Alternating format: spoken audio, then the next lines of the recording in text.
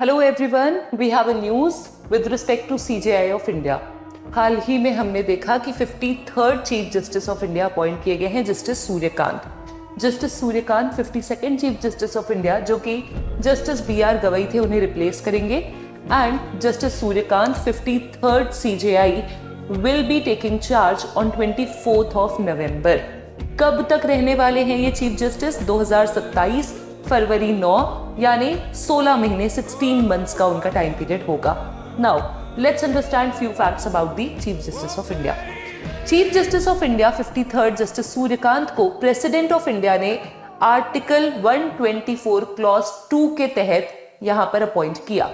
जब कोई chief justice of India जा रहे होते हैं तो कस्टमरी लॉ के तहत अगले चीफ जस्टिस का नाम with the senior most chief justice का क्राइटेरिया वो अनाउंस करके जाते हैं। तो जस्टिस BR गवई के बाद सीनियर मोस्ट है जस्टिस सूर्यकांत। हमारे संविधान में मिनिमम एज मेंशन नहीं है चीफ जस्टिस बनने के लिए, but yes there is a maximum age limit that is 65 years. क्या कोई फिक्स टेन्योर है? नहीं।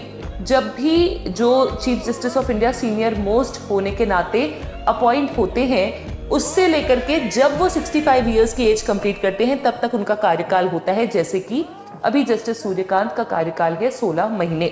उसके साथ एक और चीज आपको याद रखनी है कि चीफ जस्टिस ऑफ इंडिया का जो ऑफिस है वो RTI एक्ट 2005 के तहत आता है और ये वर्डिक्ट सुप्रीम कोर्ट ने 2019 में दिया। आपको मुझे कमेंट सेक्शन में बताना है कि जस्टिस BR गवई से पहले 51st chief justice of India कौन थे। Do let me know in the comment box.